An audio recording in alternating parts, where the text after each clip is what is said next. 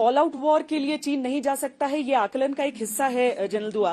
पर एक जो आशंका यहां पर लोगों को रहती है वो ये कि तवांग का इंपॉर्टेंस, अरुणाचल प्रदेश का इंपॉर्टेंस चाइना के लिए तिब्बत के पॉइंट ऑफ व्यू से भी है, क्योंकि अगर हम आज की तारीख में देखें तो एक समय लासा था, पर अभी तवांग वो स्पिरिचुअल सीट है और तिब्बत का जो पूरा इलाका उसने हथियाया हुआ है, क्योंकि ये इंडिया चाइना बॉर्डर नहीं है, इंडिया तिब्बत बॉर्डर है, पर ये जो पूरा हिस्सा उसने हथियाया है ये उसकी काबू और उसका कब्जा उस इलाके पर तभी मजबूत हो सकता है जब वो आध्यात्मिक तौर पर भी यहां पे जो लोग हैं उनको जोड़ पाए। और इसीलिए लोगों को आशंका होती है कि तवांग को क्या वो छोड़ेगा। पर फिर वही बात हो गई जनरल दुआ की, ऑल आउट वॉर चाइना जैसा कंट्री जो कि अपने व्यापार पर को बढ़ावा देना चाहता हो, क्या वो ऐसा रिस्क लेना चाहेगा? देखिए, अभी जनरल हसनैन ने भी बताया कि हालात चीन के ऐसे हैं कि उन्होंने अपने लिए एक ध्येय, एक लक्ष्य, एक एम सेट किया हुआ है कि वो नंबर 1 सुपर पावर बनना चाहते हैं। और अगर आप ठीक कह रहे हैं कि अरुणाचल का महत्व बहुत ज्यादा है। वो अरुणाचल को सदर्न तिब्बत कहता है, वो तिब्बत का हिस्सा मानते हुए वो यहाँ पे अपनी क्लेम पूरे अरुणाचल प्रदेश पर वो अपने क्लेम बनाए रखे हुए हैं। क्या वो ऑल आउट वॉर करने की स्थिति में है? पहले तो मैं उसी बात को दोहराऊंगा जो आपने अभी पहले भी सुनी कि एक बड़ा देश, बड़ी मिलिट्री पावर, अगर वो यहां पर अपनी फौज के साथ अरुणाचल पे इससे कोई बड़ी हरकत, इससे बड़ा ऑपरेशन करना चाहेंगे, तो अगर उसमें एक लिमिटेड वॉर भी हो जाए तो उसमें इंडिया और चाइना दोनों आर्मीज बराबर के टक्कर में हैं, क्योंकि वहां पर बूट्स ऑन ग्राउंड की अहमियत ज्यादा है। और जैसे कि जनरल ढिल्लन ने शायद कहा था कि हमारे सोल्जर्स कॉम्बैट एक्सपीरियंस हैं, हमारे सोल्जर्स को बहुत ज्यादा कॉम्बैट एक्सपीरियंस है, उनके कॉन्स्क्रिप्ट्स हैं जो ज्यादा से ज्यादा 2 साल की सर्विस करते हैं, और आपस में कॉम्बैट एक्सपीरियंस जो है वो हमारा पलड़ा बहुत भारी है। रही बात टेक्नोलॉजी की, आजकल बहुत बड़ी बड़ी बातें सुनने को मिलती हैं, एआई होगा, artificial intelligence, robotics, swarm drones और क्वांटम कंप्यूटिंग। ये सब टेक्नोलॉजी डेमोन्स्ट्रेटर्स ठीक हैं, इसको पूरी लड़ाई में टैक्टिकली इंटीग्रेट करने में अभी बहुत समय लगेगा। दूर दराज के इलाकों में, हिमालय की ऊंचाइयों में जब बैठे हुए सैनिक हैं जहां पर, वहां पर ये चीजें इतनी काम नहीं आएंगी जितनी कि बूट्स ऑन ग्राउंड और एक सोल्जर की बहादुरी, और उसमें भारतीय सेना किसी से पीछे नहीं हट सकती। तो मेरा कहने का तात्पर्य यह है कि चीन मेरे ख्याल से ऐसी मिस एडवेंचर यहां पर नहीं करेगा, यानी कि एक इससे बड़ी झड़प, जिस छोटी मोटी झड़पें होती रहेंगी, वो अभी हम सारे पैनलिस्ट इसके बारे में बात कर चुके हैं कि छोटी मोटी झड़पें होती रहेंगी, और उसके लिए हम इंडियन आर्मी हमेशा तैयार है। जैसे कि इस पर्टिकुलर ऑपरेशन में जो कुछ पिछले हफ्ते हुआ है, इसमें देखा गया कि हमारी मोबिलाइजेशन काफी तेज थी। जब उनके 300 आदमी, 300 सोल्जर्स अगर एक 50 आदमी की पोस्ट के पास आने की कोशिश की, तो हमारे सोल्जर्स तीनों तरफ से बहुत जल्दी वहां पर रिएक्ट कर पाए, और यही वजह थी कि हम उनको बखूबी और सक्सेसफुली खदेड़ पाए थे। तो मेरा ये मानना है कि आने वाले समय में झड़पें बनी रहेंगी, लेकिन चाहे अरुणाचल हो या लद्दाख, इंडियन आर्मी के सोल्जर्स की ब्रेवरी, अभी हम मुस्तैद हैं अपनी टेरिटोरियल इंटीग्रिटी को हिफाजत से रखने में। पर जनरल ढिल्लन, अगर हमारे देश में जो जिम्मेदार नेता हैं, अगर सांसद, अगर राहुल गांधी की तरफ से ये बयान आता है कि चीन एक ऐसा देश है जो हमारे देश के सैनिकों को पीटता है, अव्वल तो चाहे इस 9 दिसंबर का वीडियो रहा हो या न रहा हो, लेकिन उसे देखकर ऐसा तो नहीं लगता कि भारतीय सेना किसी भी तरीके से बैकफुट पर रही। लेकिन अगर वो ये कहते हैं कि भारत की सरकार इस समय सो रही है और चाइना से युद्ध हो सकता है, चीन युद्ध की तैयारी कर रहा है, तो फिर जो नॉर्मल इंसान है, जो आम इंसान है हमारे देश के, उनके दिमाग में ये डाउट आना लाजमी है। और इसीलिए मैं ये सवाल पूछ भी रही हूं कि क्या ये संभव है, क्या ये मुमकिन है कि एक ऑल आउट वॉर वाकई हो 1962 की तरह?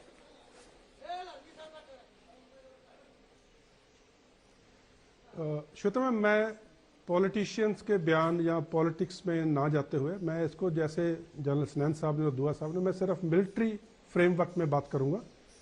उसके लिए जैसे पहले बात हो चुकी है कि हमारे सोल्जर्स बैटल हार्डन हैं, और आपने ये जो एक वीडियो थोड़े दिन पहले वायरल हुआ था, वो बेशक 9 दिसंबर का नहीं था, पुराना वीडियो है, समर टाइम का वीडियो था।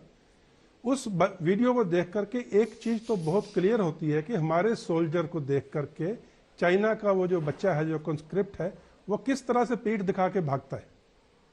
यही बात दुआ साहब ने अभी बोली कि हमारे सोल्जर्स बैटल हार्डन है।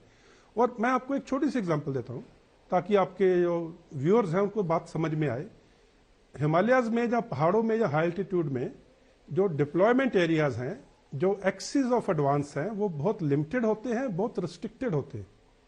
इसको मैं एक एग्जांपल से समझाता हूं। आप सोचिए कोई एक गली है 4 फुट की या 5 फुट की, और पीछे आपके 20,000 लोग खड़े हैं, तो एक वक्त पे सिर्फ 3 या 4 लोग ही फ्रंट में रह सकते हैं उस गली के बीच में। तो आगे की तरफ से बेशक 100 ही लोग हैं, लेकिन वो 3-4 आपस में लड़ाई करते रहेंगे। और अगर आगे वाले जो है मजबूत हैं, तो पीछे चाहे आप 20,000 खड़े कर दो, वो गली के बीच में से जाने के लिए उतने ही लोग जा सकते हैं। सेम सिचुएशन होती है हाई एल्टीट्यूड में, जहां पे रेजर शार्प रिजिज हैं, जहां पे एक्सिस ऑफ एडवांस बहुत कम है, जहां पे डिप्लॉयमेंट एरियाज रिस्ट्रिक्टेड है और प्रिडिक्टेबल है, जिनको हिट किया जा सकता है। तो उस स्थिति में चाहे आपके पास कितनी भी बड़ी फोर्स हो, जो एम्प्लॉयबिलिटी ऑफ फोर्स है कि कितनी फोर्स आप at a point of decision employ कर सकते हो, वो मायने रखती है।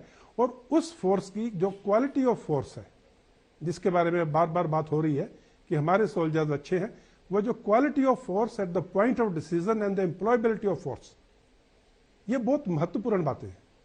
इसलिए मिलिट्री एंगल से मैं पॉलिटिशियंस के बयानों को बिल्कुल भी कॉग्निजेंस नहीं लेता हूं, बिल्कुल भी तवज्जो नहीं देता हूं। उनके अपने एजेंडाज होते हैं। मिलिट्री पॉइंट ऑफ व्यू से जो बातें बताई गई हैं और जो डिप्लोमेटिक हमारी स्टैंडिंग है आज की तारीख में, और जिस तरह से हम उनको मैरीटाइम जोन में यू कैन से स्क्वीज कर सकते हैं।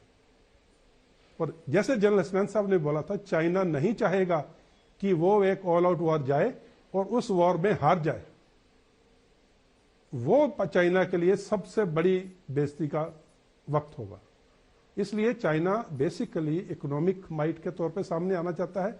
उस इकोनॉमिक माइट को यूज करके, छोटे कंट्रीज को बाय करके या फोर्स करके, उस तरह से अपना डिप्लोमेटिक एक इमेज बनाना चाहता है वर्ल्ड कम्युनिटी में। जबकि हिंदुस्तान की जो डिप्लोमेसी है वो एक अलग अलग किस्म से चलती है। We deal with the smallest of countries at equal level. हम हर देश को एक स्तर पे रह करके उनसे डिप्लोमेटिक रिश्ते कायम करते हैं। तो ये कुछ एक चीजें हैं। So military differences, technological differences don't matter in those areas. वहां पे जैसे हिंदी में बोलते हैं, वहां जिगरा जिगरा काम आता है वहां पे, जिसमें ये हिम्मत है कि मैं अपनी पोस्ट नहीं छोड़ूंगा। जो अभी थोड़े दिन पहले एक वीडियो आया था, उस वीडियो से ये चीज खास करके जाहिर होती है कि हमारे सोल्जर में वो मनोबल है, वो शक्ति है कि जो भी उसकी जिम्मेवारी का इलाका है उसको आखिरी गोली, आखिरी दम तक वो डिफेंड करेगा। श्वेता। जनरल साहब, आप अभी नेशनल सिक्योरिटी एडवाइजरी बोर्ड के सदस्य भी हैं, और अगर हम ये मानते हैं सैन्य तौर पर कि चीन एक पूर्ण युद्ध नहीं चाहेगा, पर क्या हम उसकी तैयारी रखते हैं? क्या हम उसके लिए हमेशा तैयार रहते हैं? We are always war ready जिसे कहा जाता है। देखिए Shweta, I think this is the most pertinent question. क्यों? एक सैनिक के नाते ये सब स्ट्रेटेजिक जो वूली बातें होते हैं वो अपनी जगह पे हैं, लेकिन युद्ध की तैयारी वो अपनी जगह है। अब ये ऑल आउट वॉर, ये भी बड़ा वेग टर्म है। अगर मान लीजिए एक सेक्टर में कहीं पे लिमिटेड कुछ ऑफेंसिव हो और उसके खिलाफ एक्शन है, जहां तक वहां जो ट्रूप्स डिप्लॉयड है उनके लिए तो पूरा वॉर है ये। तो मेरे कहने का मतलब ये है कि देखिए, चाहे जो मर्जी हो सिचुएशन, अगर आप उसके लिए तैयार नहीं है, अगर आप पूरी तरह अलर्ट नहीं है, तो obviously repercussions are not good. So therefore जहां तक जवानों का सवाल है, जहां तक यूनिट्स का सवाल है, सेक्टर्स का सवाल है, सबको अपनी पूरी तैयारी हमेशा रहती है. इसीलिए आप देखिए कि हम इस पे सही रिएक्शन भी दे पा रहे हैं.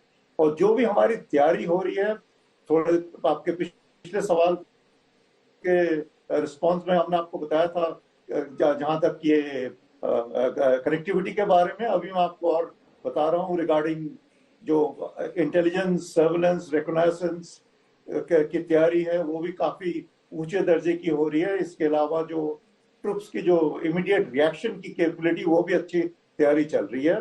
अग्नि 5 का एक जो टेस्ट किया गया, ये एक बहुत ही सिग्निफिकेंट टेस्ट है at a very very crucial time, जिससे ये दर्शाया जाता है कि हम हमारी जो डेटरेंस कैपेबिलिटी, क्योंकि अगर आप ऑल आउट वॉर नहीं चाहते हैं तो जाहिर है कि आपकी डेटरेंस अच्छी होनी चाहिए.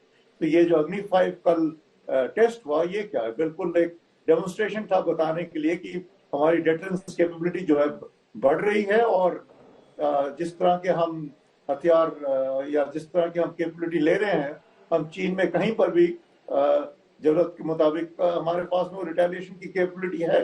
तो कहने का मतलब जो तैयारी जो है हमेशा पूरी होनी चाहिए. जैसे वो एक कहावत है ना, if you want peace you must prepare for war. Back to Shweta.